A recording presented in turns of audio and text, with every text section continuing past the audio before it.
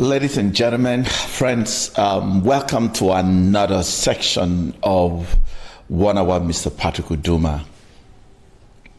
As I grow, as I mature, as I evolved, as I deepen and dive into my divine essence, I begin to appreciate the journey of higher life.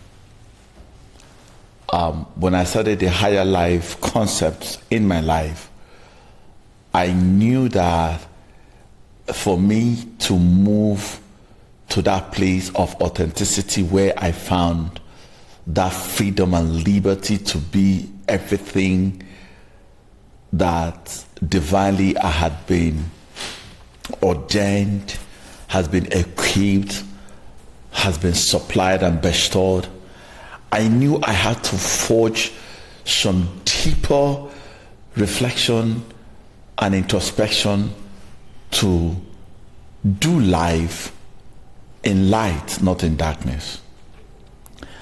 And so when I was handed over this concept, ideology, to challenge status quo, to redefine standard of life, and to dwell in goodness, meaning to live life in fullness, in the capacity that which divinely I had been installed to live, I began to do a deeper reflection and introspection.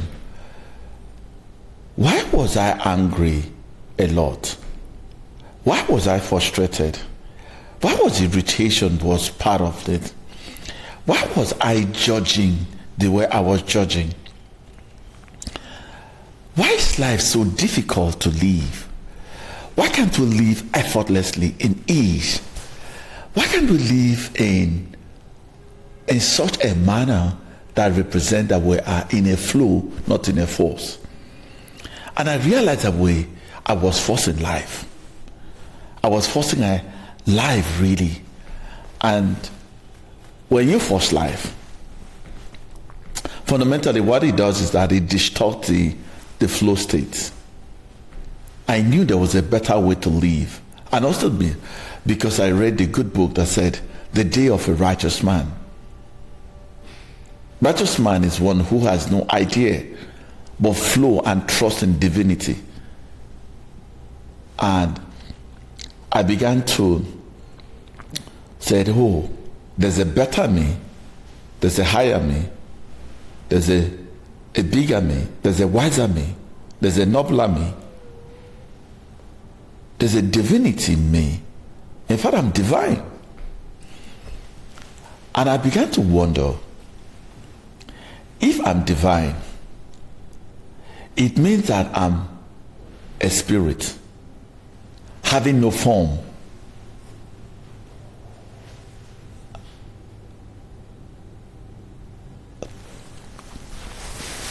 I asked myself a question. Every time that I had been sad, disappointed, was because I had an expectation.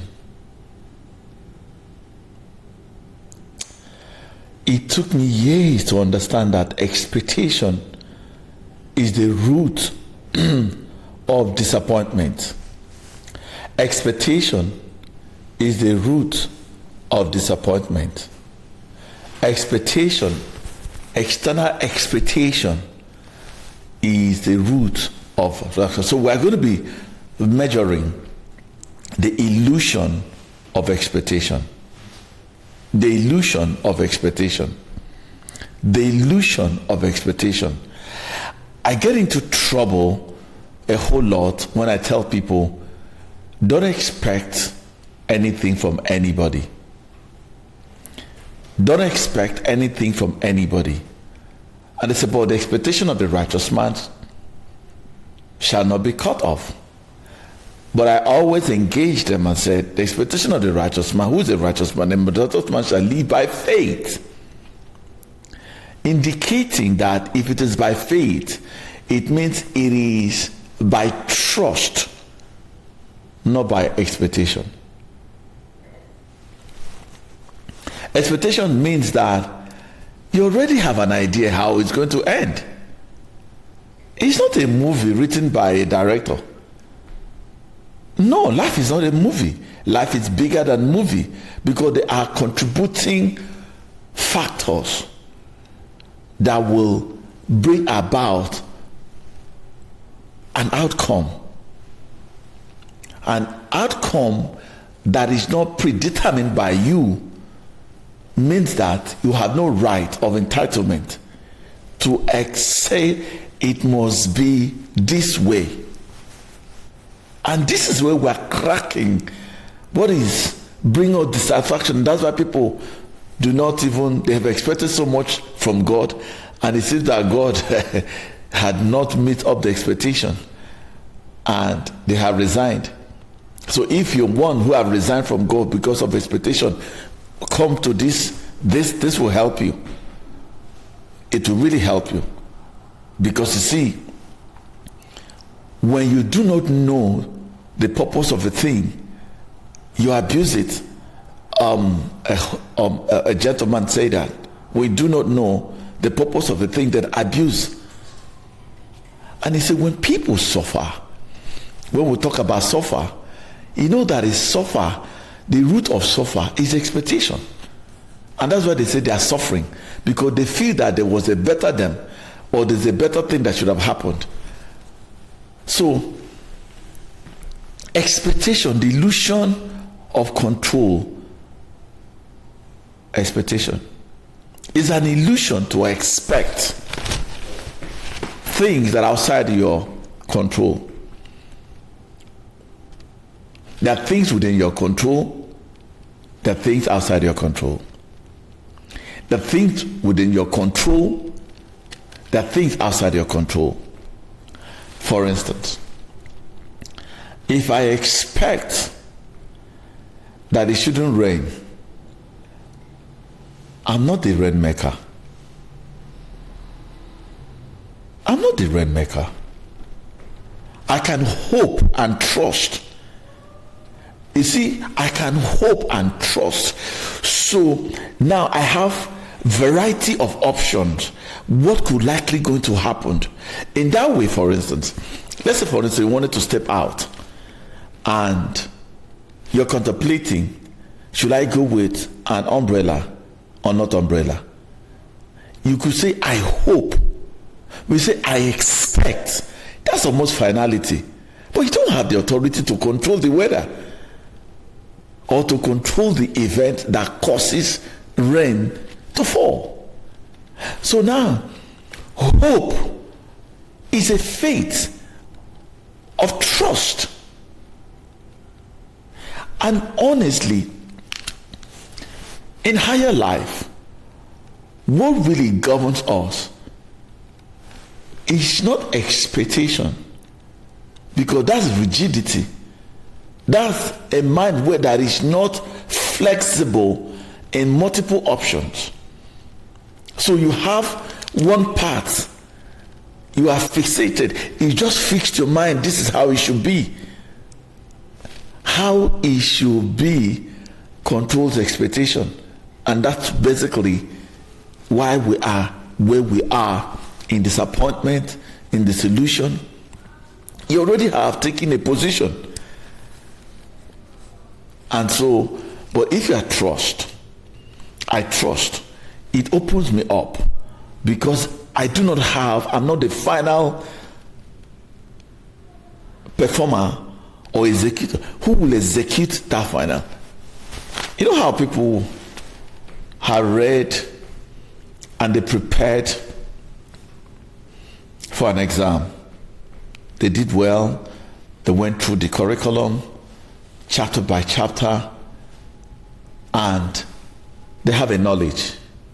You know, when we say knowledge puffed up, knowledge sometimes creates a definite path how things should be. And that's what we say, knowledge puffed up. Knowledge puffed up. Knowledge is a trap. Because you see, great men who accomplish great things, who live in life of freedom, consistently strip themselves of knowledge. What do I mean?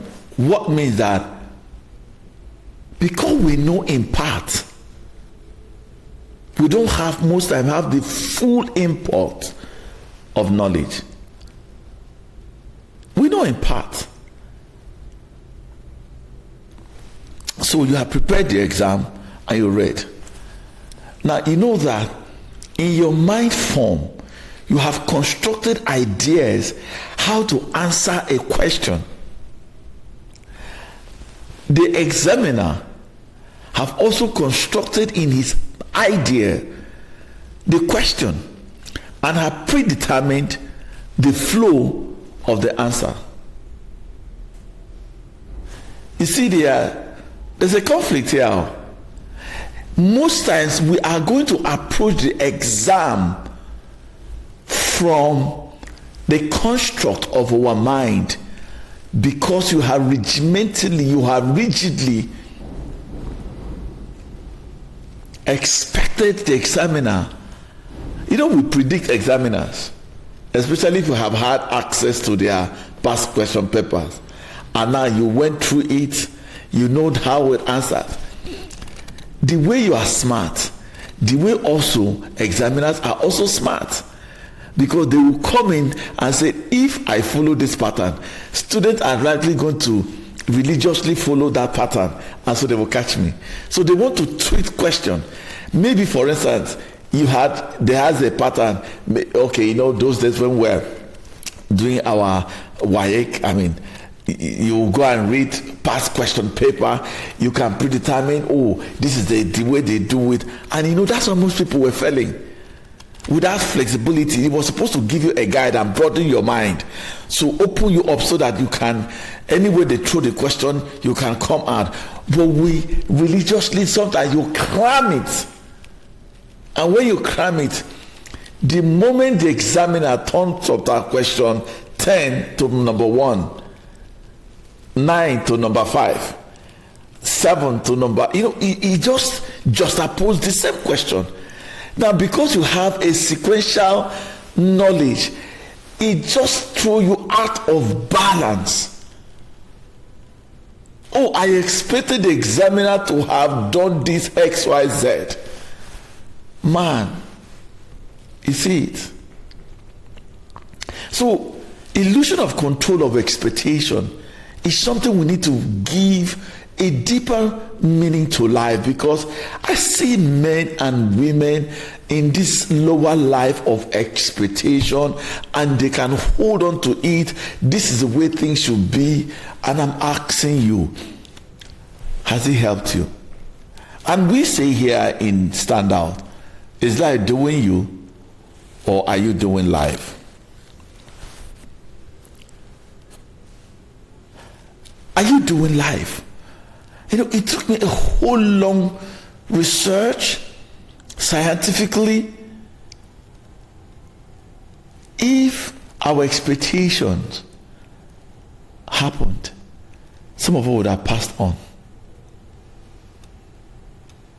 Some of the expectation you thought, and for years you say, thank God that this did not happen.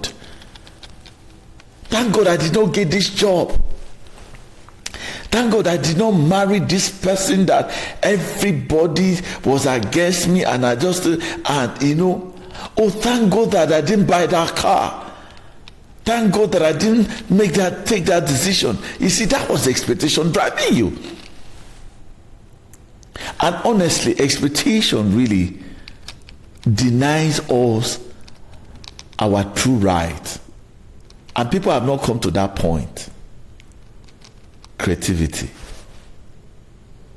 You see, if you are creative enough, right, you have the flexibility of mind that no matter the outcome, you can refix it. But it's because we are weak, we are helpless, we are fearful, we are powerless, and we do not live by intuition. We live by logic, we live by reasoning, we live through our sensory perception, induced, honestly, by experiences. And because experiences are transient, they are not ingrained, there's no finality. So we now ingrain our mind, our mental construct is ingrained. Number one, through references. Oh, it happened like this. It ingrained, so you're not predicting. Prediction sometimes is lack of faith, because prediction is always historical event that has happened, and you think that occurrence, okay, we know that we live in a cycle world. That's cynical thing. You now see that people are wearing a particular bogus thing again now, right? Men are big. So you predict. But have you also noticed in evolutionary process, if you compare what you have now and what they have, yes, even though there's a cycle, but it's slightly different. So if you predict, for instance, some people think that this thing will cycle again. If you are a builder, for instance, and you know tile designed, the tile or marbles, they are never constant. There's a time you see design and you think that it's going to be the same thing. Maybe like you have used a particular pattern and you say, oh no, I'm going to see it. You may see a similar thing. It's difficult to find out that same matchable, it's color, the same quality, but there's a significant difference because there's an improvement to it. So you see, that's why you see predictions are good to guide you, but they don't control outcome. It's the same thing. Don't go to supermarket with an expectation. Don't go to market with an expectation. Don't go to friends with an expectation. Okay, for instance, you expected your friend who, when you go to her house or his house, he was always smiling and welcoming. And you got in that day with the expectation of a smile, of warmness, and something has happened. And this person doesn't want to talk about it, but is dealing with it and have been able to shift his attention. Now, when you're coming, at that moment, he focuses on you and welcome you. Now, his interest and focus and intentionality over you has engendered and influenced that warmness. But now he's consumed. He's still the same person who has consistently been warm. But you get there, you are almost likely going to predict your friend that is a warm person, is a nice person, is kind. But that day, something unkind has happened to him or her. He still loves you, but he's not warm. And on your own, you had expected, is it because I'm coming to your house every day? What is in that your house? You take offense. Offense is an indication of expectation. Let me say that again. Every time you're offended, is an illusion of control of expectation, because you had presumed, you didn't even anticipate, you have concluded that event or people should respond to you the same way. And it's a trap. It's a trap.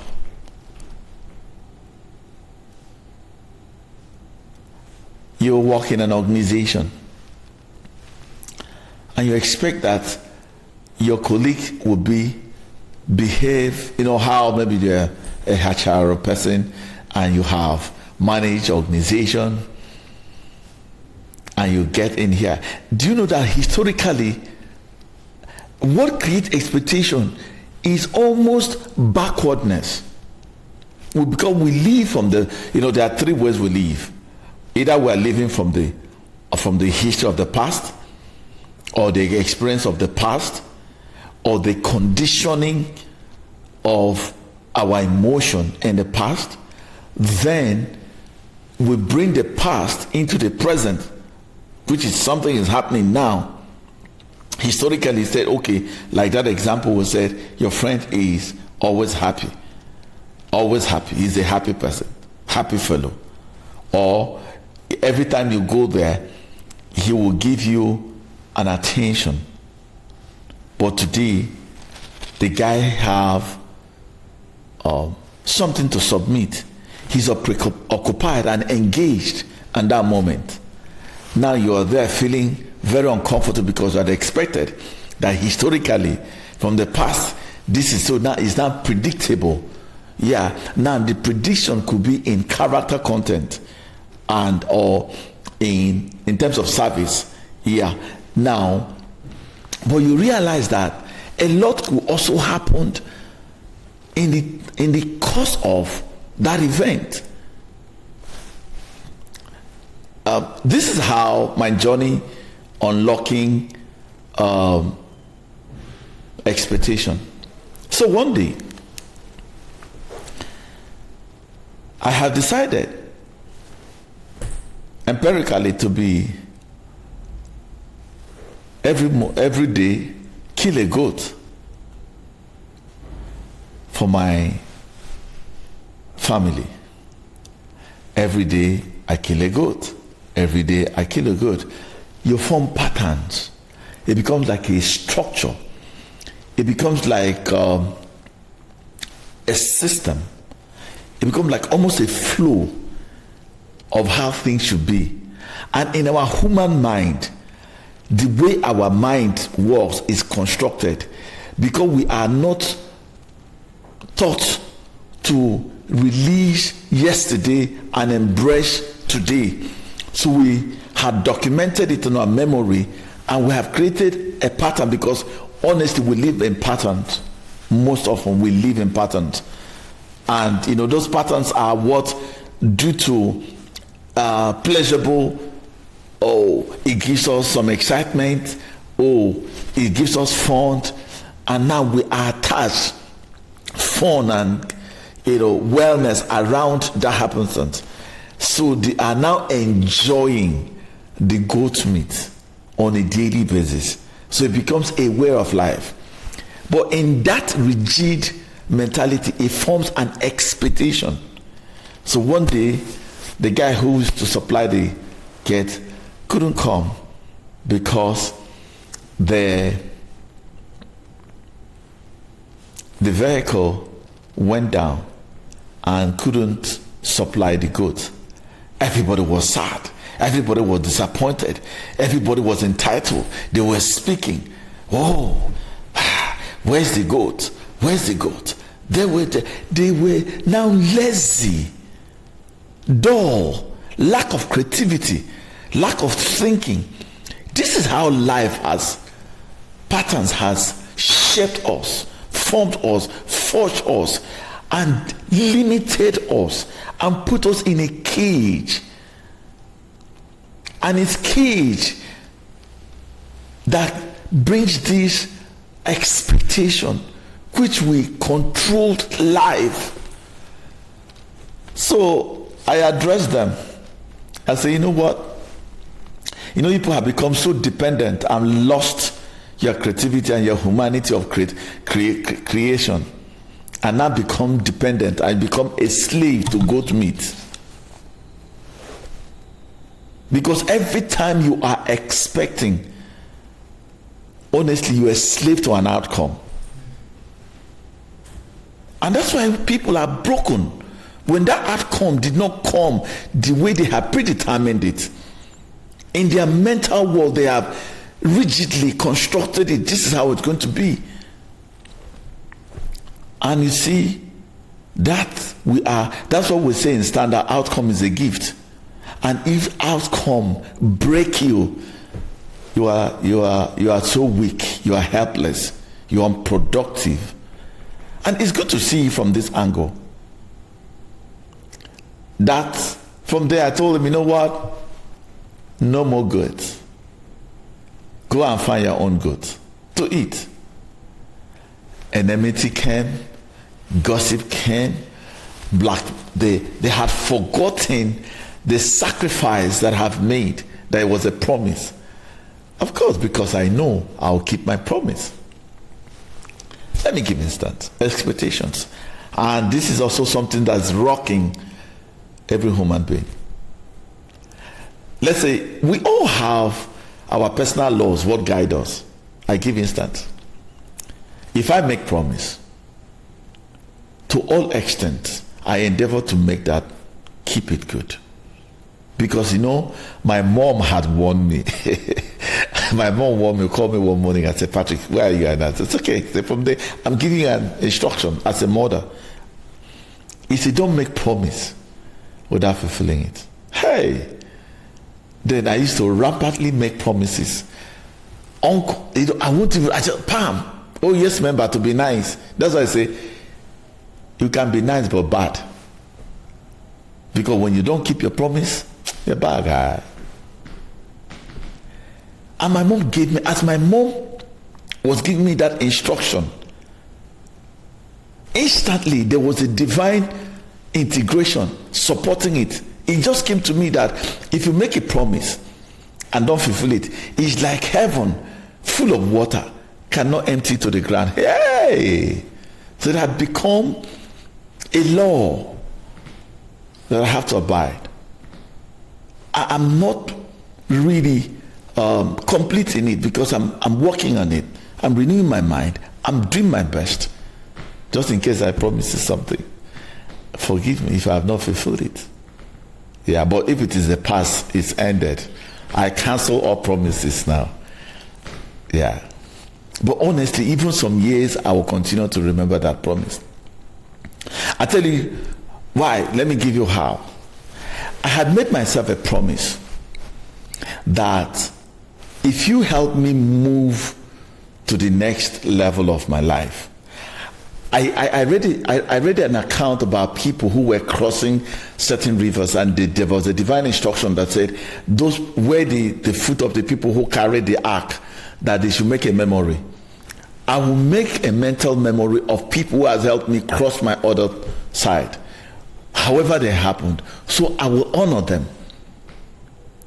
Now, where am I going with this story? So because I make a promise to honor people who has helped me, who has mentored me, who has fashioned me, who has been instrumental to my schooling, to whatever things we need to do, does not entitle me to expect that the other people that I've helped will remember me. Don't forget, this instruction was divinely given to me. I cannot make a law, a universal law out of it, because it's my instruction. So this is something that is breaking us. A friend of you will come and ask you, can you lend me money? I will pay you at the end of the month.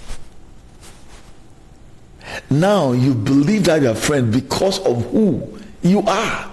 You trusted him because of who you are, the way you are. You release that money because of who you are, because you keep your words, because you are constructed and instructed like, oh no man, nothing but love. So now you gave that money in anticipation, no, not even in expectation. That's how I will put it. Because anticipation gives you a bit of flexibility that it could happen or may not happen. But expectation is almost a finality. It's breaking homes, it's breaking relationship. And the guy who came honestly have evaluated you, estimated you, and said, this guy that I'm going to go, I need to show him something. But I'm not sure I'm going to give him this money in 1 month or 2 months.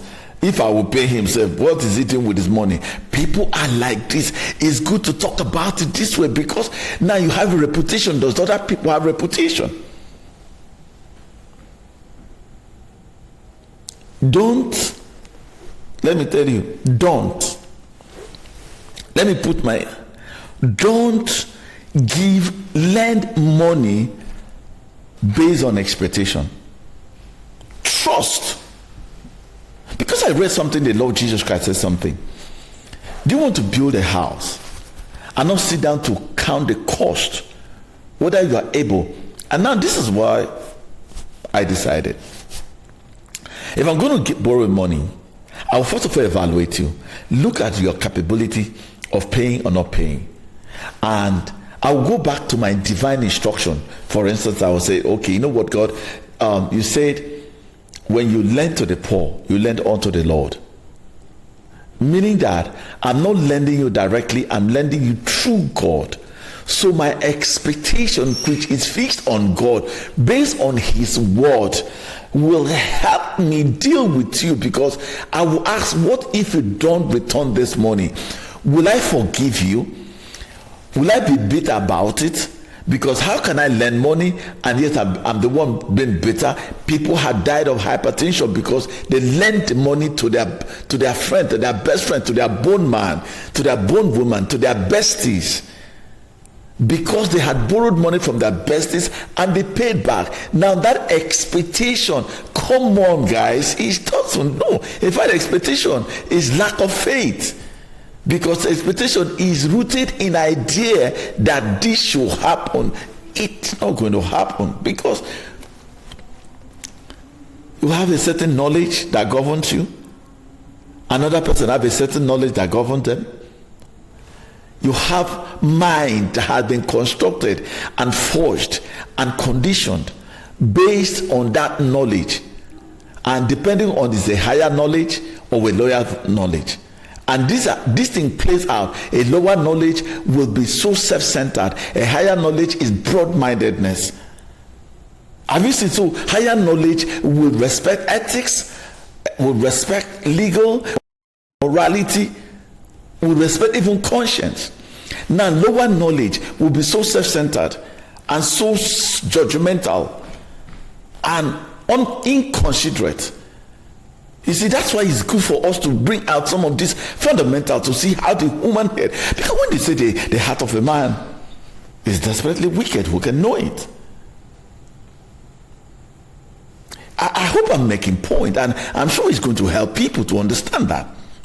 So now, if I now consider that, can I let this person go? Will he hurt me? Can I forgive him? Because how can I do good and I import badness in myself? How does it work? So when I've calculated and I release that money, there are conditions within my heart that I have put. I will trust and hope that they will return the money or whatever they have taken. I give instance. I've done crazy things, really. So one day I got my client. We've been discussing, and this person said their car got bad. Just a storyline. And I saw the pain in them and how inconvenient it, because they have to drop their children and do over there. I've never met these people one-on-one. I don't know where they live. I don't know. I don't know.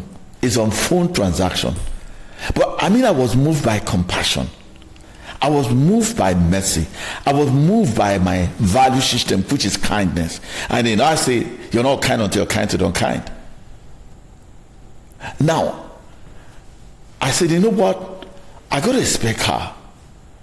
Did I even have a spare car? Yeah, I think I got a spare car. Yes, I got a spare car. And I said, okay, here, I'll give you this car.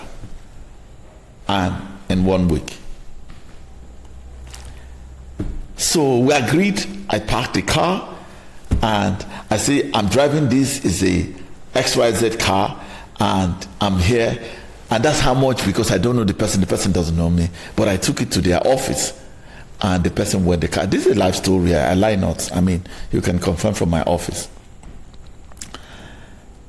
In my head, anything is possible. Number one, that car can crash.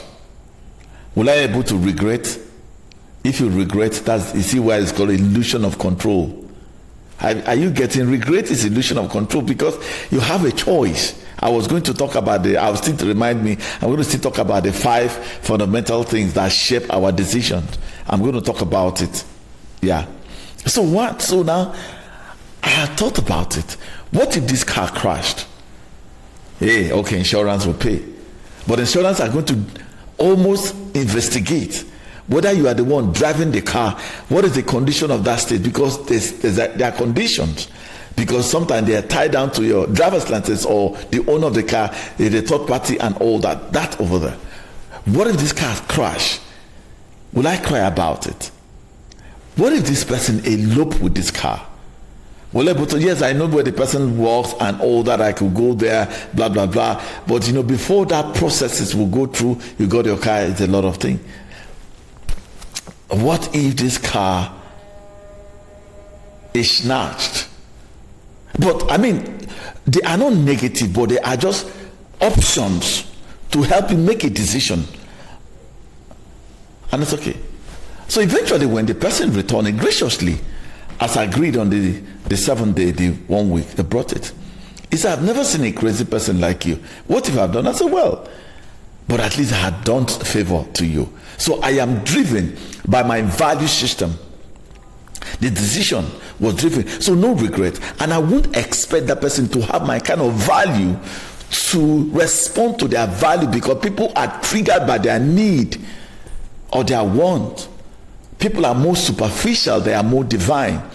So the fact that you are controlled by divine laws, spiritual laws, and value system. People don't even have value system, so they have nothing to. Have you know 90%? Most people, let me not use figure. Most people are triggered by how they feel, and feeling is a feeling. So if I feel not to return that car, they will not return it. But I cannot be controlled by feeling. I'm controlled by my value and by divinity. So imagine that disparity where people are valueless, are controlled by your need, and you are controlled by your value, and you're expecting people who are controlled by feeling. You see, that's why it's an illusion. It's an illusion. I'm going to go deep into it. So let me come back to 5 things that help us. Number 1, we have knowledge. There's always an elementary knowledge or higher knowledge. And that knowledge will influence your mind.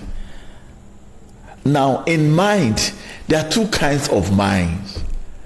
Unhealthy mind and healthy mind. Healthy mind are cultivated. Let me tell you.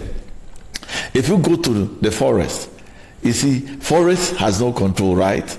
They have all kinds of flowers and all that. They grow up wide, it's free for all. Anybody can access it and over there. Mine can also be like what? Like a garden. It is cultivated, it is cherished, it is tended, it's conditioned and all that. So if I have an unhealthy mind, I'm likely going to think from an unhealthy mind, will think unhealthy things. Because it's the mind that influences them. Until you get to the point where you are above your mind, not your mind using you, because majority of people who have not renewed their mind, who have not come to a higher level, who have not been heightened enough to understand that mind should be empty and not to be crowded or conditioned by experiences. So majority of people are ingrained, are engrafted, are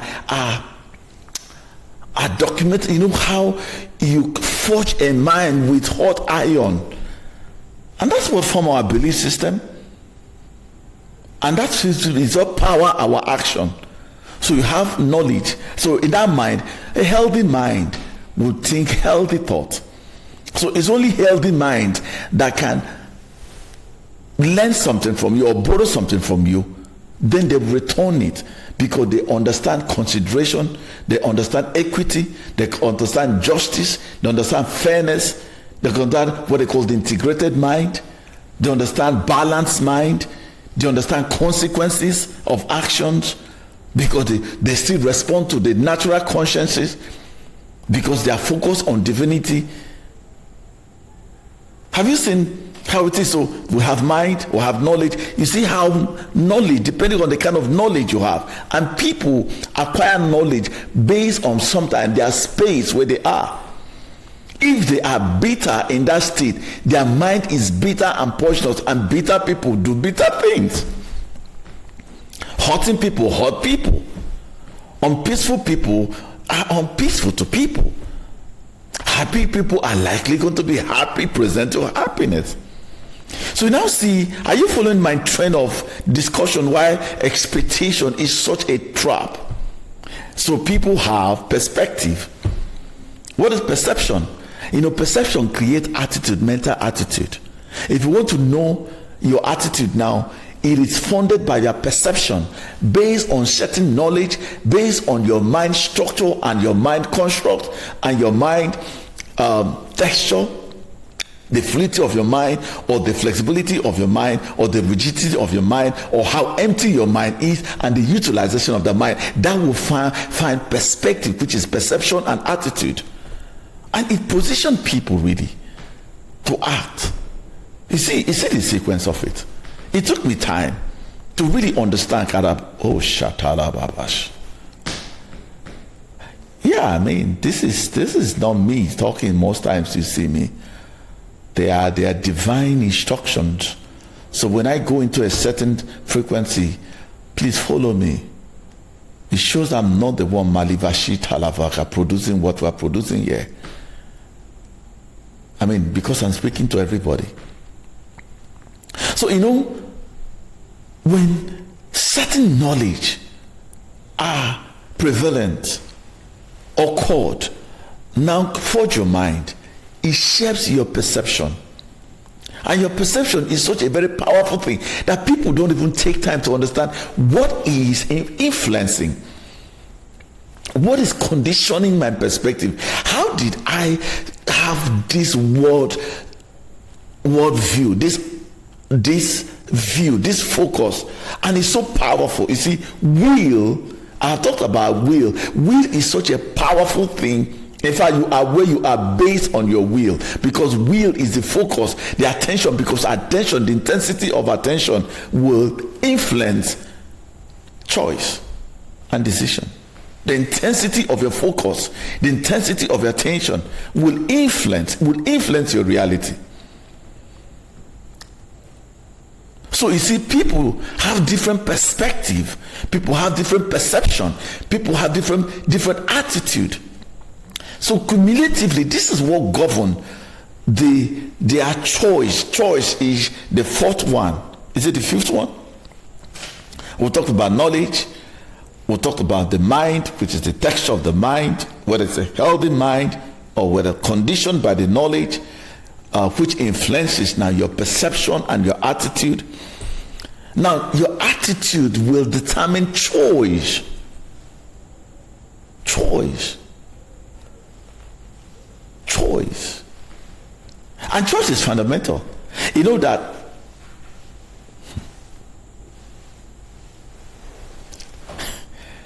choice is a fundamental divine gift. How you're going to end up is a sum total of your choice. The cumulative, where you are, if you do a reflective analysis, you realize that it's a function of your choice. Function of your choice.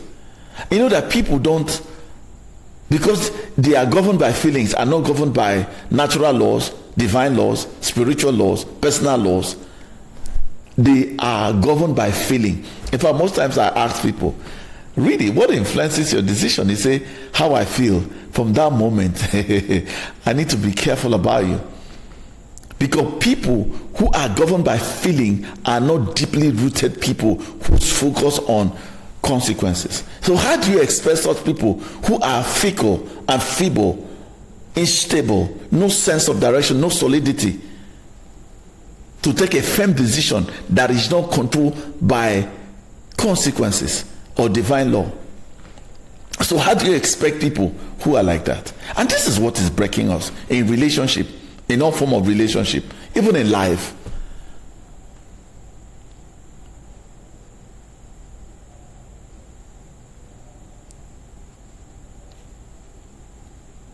and choices will lead to behavior. And you see, an optimal behavior is a very sensitive expression that is forged from, number one, who you are. Like, for instance, I don't define the word from what the word is. I define it from who I am. I mean, people think that when they are speaking certain language, I'm withdrawn, or I will divert a discussion because I don't want to flow in that discussion. I just twist it. They think that I'm insulting them, I'm ignoring them. No, I don't want to be part, because they are seeing from their level of knowledge, from the construction of their mind, that had influenced their perception and the attitude, that had not influenced their choice making, and this choice making is the final expression, is behavior. And character, even in organization, people are talking about culture. Culture is a function of character. I talk about it so frequently. Now, so people have not been able to renew their mind, upgrade their mind, escalate their mind, come into a heightened awareness. They are in a base level. So this regimentally will form it. It's a classical thing. And that's why people behave the way they behave. I know what it took me to stop lying.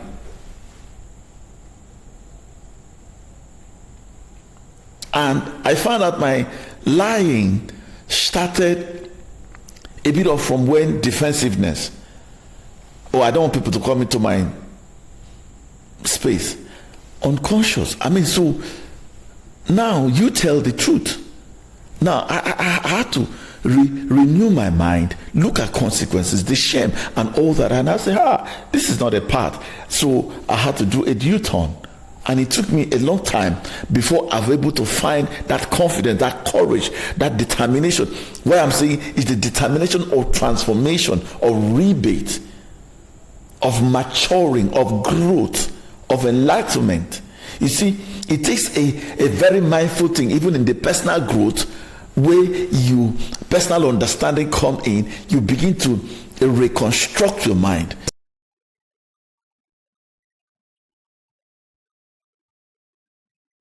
Personal growth. They don't even understand personal diving into their inner recesses to unlock their true potential. Then you're expecting those people to behave the way you are. I mean,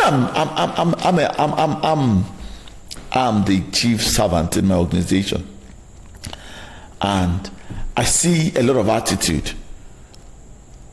And now, sometimes they feel I'm very weak, or they say I'm too nice, or I'm too soft. And my mode of leadership is transformational. Its ability to see, be with you, engage you from a soft point where you have to see the need. Other people may not be like me. Like they have to hit, they have to punish, they have to get in the strong force. But that's not who I am, because I'm a builder. So expecting people to lead from my nature of building, which is a nurturer, because of my energy. My energy is in between the male and the female, but tend more into the female energy, which is a nurturer, which has more patience, which is more open. You see, what influences a whole lot of our behavior, the kind of excitement I am into is not what other people do in. So there are a lot of factors in human relationship, from the place of knowledge, from the place of exposure, from the place of experiences, from the place of training, from the place of elevation, and all kinds of things. So this is why it's an illusion to expect.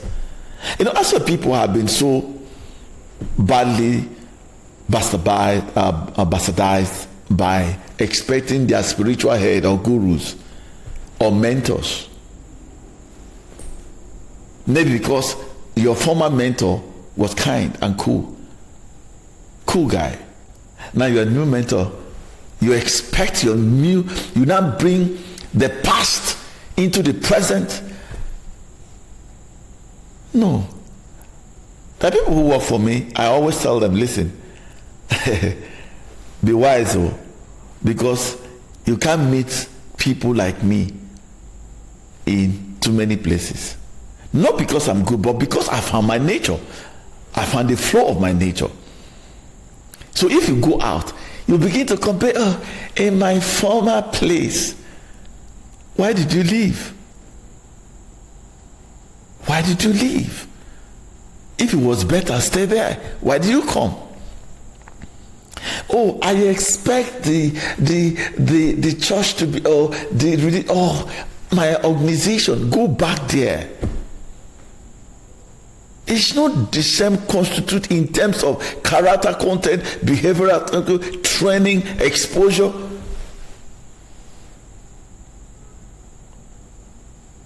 I hope you're pausing your pause silently to think about what we're doing. Patrick Ball, so am I not going to be expecting my husband to play his role? Our husband is saying, am I not expecting my wife to play her role? I mean, what is there for a relationship to succeed with? That's why you're putting pressure on them. That's why they feel insecure. That's why they feel undervalued. That's why you are straining them. In fact, it's almost like a force, a brutality. I think expectation is brutality, Kabasa. Let's speak it. Because it's control. You expect me to laugh all the time? There's time to laugh, there's time to be sad, to think. You expect me to dress well all the time? The times I want to just be relaxed. You expect me to be up every time, on the fact you are trained. These things saved me from parenting. And most parents are under tension because they're expecting their children to live in the construct of their mind, influenced by the inflicted emotion, wounded emotion, with their lack, deprivation that had constructed their mind. I mean, there are people who are introverts, not because they are introverts. Their parents forced them to be introverts. They were introverted because of parental control. Because their parents wouldn't want to go out. They were born in. They were really introverted. Say, you know what? This nobody leaves this house. And now you have forced them, conditioned them, pressurized them, and they are breaking. In fact, you have now stunted their expression. And all their divine gifts are completely eroded. Guys, we need to think about this. It's okay, should I live without expectation? Live without expectation. The only expectation you need to do is yourself. Even in God. Because his thought is higher than our thought. Sometimes we're expecting God to answer us, to give us the husband. Now. And you use your force and force God. And you have your way to that marriage. You come back and say, how did I come here? Expectation brought you to that place. And that's why it breaks you. Because God has given us choice. The power of choice. And inside that choice, the life and death too. Every choice you make, there's life. And if it's funded by expectation, is an idea that could be small. Meanwhile, God has a bigger idea, and he said, I am the one who work in you both to will and to do according to my good pleasure. So why are you forcing me with time? Because you live in time and space, I live in eternity. You are looking at time, I'm looking at eternity. He said, the life of a woman is over there. Come on now. Come on. Time is inducing you. Societal expectation. This is the other one that I want to talk about before I leave. Who said when I marry in 9 months I should have a child? In-law, let's address it, please. And this is killing home. Yes, I'm not pregnant for my husband. None of my making. Come on, my husband married me a virgin. I am cool. There's a test. Everything have tested that I'm good. There's a womb. I don't give a womb. I'm not the one who give child. I can't give myself a child. Why are you expecting me? Why are you taunting me? I'm sorry to talk like this, but I think this. Thank God I remember this. Who said that 3 years? Who compares it? What is this compare? What is this? That's what we're talking about, comparison and expectation. You see how, because most of the thing that you are comparing yourself, you create expectation and you force it because you are not the total. You can't be it. You can't. How? I'm good, girl. I'm married. Good. In-law, please have faith in God. Every good and perfect gift come from above, from the Father of light. He said, my time and my portion is with the sand. Why do you want to force? Come and give me the pregnant, please. But please don't take me to that baba or that shortcut. I hope I'm talking to somebody. But I talk passionately, no, energetically, because we need to find the truth. The truth will set us free. Most times they don't tell us this because they want us to continue to be slave to life. Patrick, am I not going to have expectation? Trust is higher than expectation. When I nailed this was when I got a scripture. I can't remember. I think it's Psalm. It said, keep trusting, keep hoping. He has several ways, many ways to reach you, to deliver you. And you know why I'm speaking like this? A good book said the righteous man is delivered by knowledge. And this is part of deliverance. And I hope I'm communicating to somebody because I'm a light worker. I'm compassionate. I want to thrive in divine wisdom to communicate to you and to comfort you and to bring you my own encounter. But you can research that. All these things are there. Go and check what expectation can do to you. It belittles you, it enslaves you, it cracks you, it entices to give you, it destroys your faith. And that's why people are discouraged, despondent. What's that one they call now? Depressed. But I want to help you. Learn it. Time failed me to tell you the way to develop this ideology. I use making my bed every morning, and I didn't expect the bed to say thank you. And courageously, I know I can act to people without expecting anything. Follow me. Follow me. Go to YouTube. Download my messages. So I stand out. Patrick Uduma. I come with message of good news, message of liberation, to upgrade you life, to free you from this bondage of expectation. And I hope that this enlightenment will bring you hyper mental clarity to expect only you and trust God and believe that man will respond to you. Thank you so much. Stay on top. I'll be on live on radio. Support us by giving us comment, and we will like a review. Thank you. Is 1 hour with Mr. Patrick. It's a place of refining standard, challenging status quo, and bringing you to a higher life. See you next week.